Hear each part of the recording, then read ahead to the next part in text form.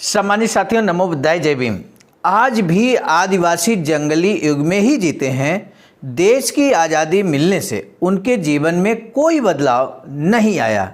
ये बात बाबा साहब कहते हैं 29 अप्रैल 1954 के अपने भाषण में। आज इसी विषय को लेकर हम उपस्थित हो चुके हैं, लेकर अंबेडकर संदेश। आज के अंबेडकर संदेश में इसी विषय पर और साथ ही साथ बाबा साहब से एक प्रश्न पूछा गया कि आपने अस्पृश्यों के लिए क्या किया। वर्तमान में कोई पूछ दे कि बताइए बाबा साहब ने दलितों के लिए, अस्पृश्यों के लिए क्या किया, तो आप क्या जवाब देंगे। तब बाबा साहब यहाँ पर जवाब देते हैं कि बाबा साहब स्वयं इस बात का जवाब देते हैं कि उन्होंने अस्पृश्यों के लिए क्या कुछ किया है। ये 1954 का स्पीच है। उसी संदर्भ में आप इस अंबेडकर संदेश को सुनिएगा।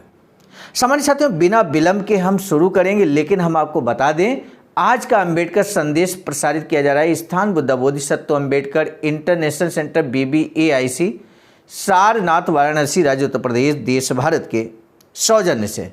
बाबा साहब डॉक्टर अंबेडकर संपूर्ण वाङ्मय खंड 40 से आज का हम स्पीच लेकर उपस्थित हुए हैं और पेज नंबर भी हम आपको बता दें, पेज नंबर 339 पर। बहुत ही सारगर्भित स्पीच है बाबा साहब का और बड़ा संदेश यहाँ पर मिलेगा आज के अंबेडकर संदेश में।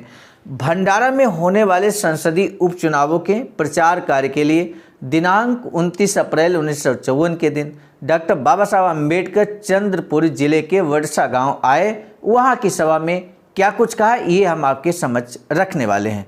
लेकिन इससे पहले कि हम बाबा साहब के इस क्रांतिकारी भाषण को, सारगर्भित भाषण को आपके समक्ष रखें, हमारा आपसे निवेदन है कि आप हमारे इस चैनल आवाज़ का ऑफिशियल, जिस पर सुबह 5 बजे अंबेडकर संदेश आपको नियमित मिलता है, आप सब्सक्राइब जरूर कर लें बेल आइकन के साथ में। बाबा साहब कहते हैं कि आपने अस्पृश्यों के लिए क्या किया। इस सवाल का जवाब देते हुए वहाँ की प्रचंड चुनाव सभा में बाबा साहब ने तत्कालीन ब्रिटिश सरकार से अस्पृश्यों के लिए जो शैक्षिक सहूलतें उपलब्ध करवाई थी उनका जिक्र किया और बताया कि लेविन कमीशन के अनुसार हर साल शिक्षा पाने के लिए विदेशों में भेजे जाने वाले छात्रों की कुल संख्या में से 12.5% अस्पृश्य छात्रों का चुनाव का प्रबंध किए जाने की बात बताई है। उन्होंने आगे कहा कि भारत में अस्पृश्यों के बारे में जो बातें कभी नहीं हुआ करती थी वे अब हो रही हैं। इस बार एक साथ 16 छात्रों को शिक्षा पाने के लिए विदेश भेजा जा रहा है।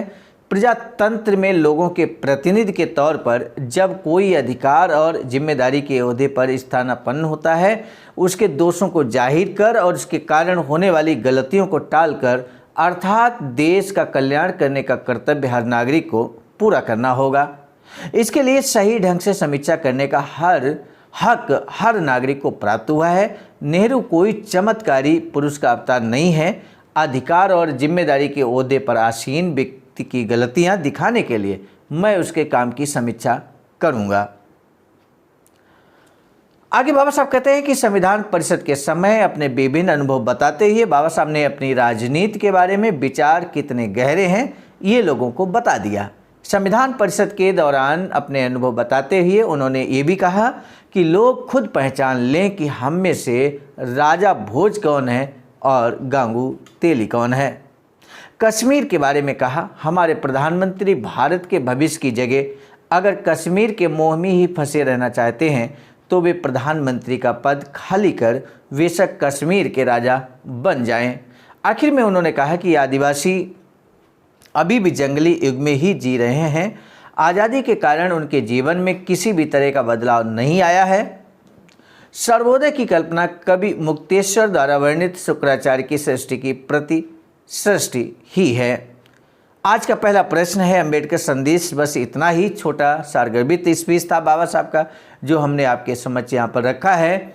बोधिसत्व बाबा साहब डॉक्टर भीमराव अंबेडकर ने प्रजातंत्र जिम्मेदारी और अधिकार के पदों पर आसीन व्यक्ति का क्या और कर्तव्य बताया है।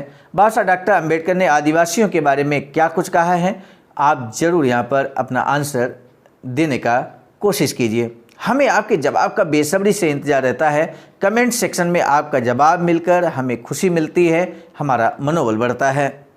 सामान्य साथियों, आज का अम्बेडकर संदेश समाप्त करने से पहले एक महत्वपूर्ण बात बताना हम जरूरी समझते हैं। बाबा साहब की एक अधूरी इच्छा है वैचारिकी सेंटर बनाने की। बाबा साहब चाहते थे कि एक ऐसा वैचारिकी सेंटर, ऐसा हॉल बने जहां पर पूरे देश के बुद्धिजीवी लोग एकत्र होकर विचार विमर्श रणनीति तैयार किया करें ताकि देश को नई दिशा दी जा सके। सामान्य साथियों, ऐसा ही वैचारिकी सेंटर सारनाथ, वाराणसी, राज्य उत्तर प्रदेश में निर्माणाधीन है और ये दिया गया अकाउंट नंबर पर आप अपना अमूल्य योगदान कर सकते हैं। आपके अमूल्य योगदान से ये वैचारिकी सेंटर जल्द बनकर तैयार हो सकता है। आज का अम्बेडकर संदेश हम लेकर उपस्थित हुए थे मिशन नायक बुद्धमित्र मुसाफिर सर, राष्ट्रीय अध्यक्ष आवाज का नई दिल्ली की प्रेरणा में, और साथ ही साथ संकलन कथाक्रम में परम आदरणीय विजय कुमार बौद्ध जी, प्रांतीय कोषाध्यक्ष आवाज का बिहार। आज पूरे देश में भारत बंद रहा, जो आप सभी को मालूम है। 21 अगस्त 2024 पहले से ही प्रस्तावित था सभी सामाजिक संगठनों की तरफ से और कुछ राजनीतिक दलों की तरफ से भी भारत बंद का आह्वान किया गया था। और निश्चित तौर पर जो सूचनाएं मिल रही हैं उससे लग रहा है कि भारत बंद का कार्यक्रम बेहद शांतिपूर्ण और सफल रहा है। इस भारत बंद के आंदोलन में, जो कि 1 अगस्त 2024 को माननीय सुप्रीम कोर्ट के द्वारा दिए गए निर्णय के विरोध में था, माननीय सुप्रीम कोर्ट ने ये कहा था कि राज्य चाहे तो उपवर्गीकरण कर सकते हैं अनुसूचित जाति और अनुसूचित जनजाति में, और आरक्षण के अंदर आरक्षण कोटे के अंदर कोटा दे सकते हैं। सामान्य साथियों, इससे SC ST का जो आरक्षण मूलभूत जो व्यवस्था है उसमें बंटवारे की बात सामने आई है, और इसके बाद क्रीमी लेयर की बात भी लागू करने की बात कही गई है। जबकि आरक्षण जो खासकर अनुसूचित जाति जनजाति को मिला है वो कोई गरीबी उन्मूलन कार्यक्रम नहीं है, बल्कि वो हिंदू धर्म में व्याप्त छुआछूत जाति भेद की वजह से है, जो कि अभी भी समाप्त नहीं हुआ है। ऐसे में आरक्षण की जो व्यवस्था है, समाज की ये मांग है कि आरक्षण की व्यवस्था हूबहू जैसी कि बाबा साहब ने लागू की थी उसी तरह से लागू बनी रहे, जब तक कि इस देश के अंदर से छुआछूत जातिभेद खत्म नहीं हो जाता। यही समाज की मांग है, और साथ ही साथ क्रीमी लेयर का भी विरोध किया है समाज के। आज भारत बंद में यही सारी विरोध की वजह थी। साथ ही साथ अभी हाल ही में लेटरल एंट्री के द्वारा जो सरकार ने 45 पोस्ट का विज्ञापन निकाला, उस पर चूँकि रोक लग गई है, अदरवाइज वो भी एक मुद्दा आज के भारत बंद में मुखर होकर रहता। आज के भारत बंद में सम्मिलित हुए सभी अम्बेडकरवादी अनुयायियों का और साथ ही साथ संविधान के मानने वाले लोगों को जिन्होंने बढ़ चढ़ कर हिस्सा लिया, उन सभी को आवाज़ का ऑफिशियल की ओर से, हमारे इस संगठन आवाज़ का की तरफ से बहुत बहुत मंगल कामनाएं, बहुत बहुत साधुवाद, बहुत बहुत आभार। आज के अम्बेडकर संदेश के प्रस्तुतकर्ता के रूप में मैं स्वयं सर्वजीत आर्य, राष्ट्रीय मीडिया प्रभारी, IT सेल आवाज़ का, नई दिल्ली। मिलेंगे नए डॉक्टर अम्बेडकर संदेश में, तब तक दीजिए इजाज़त। आप सभी को सादर नमो बुद्धाय, जय भीम। सामान्य साथियों, यदि आप हमारे इस चैनल आवाज़ का ऑफिशियल, जिस पर नियमित सुबह 5 बजे डॉक्टर अम्बेडकर संदेश आपको मिलता है, आप हमारे इस चैनल को सपोर्ट करना चाहते हैं, तो हमारा आपसे निवेदन है कि आप हमारे इस चैनल को सब्सक्राइब कर लें, वीडियो को शेयर, लाइक, कमेंट जरूर करें।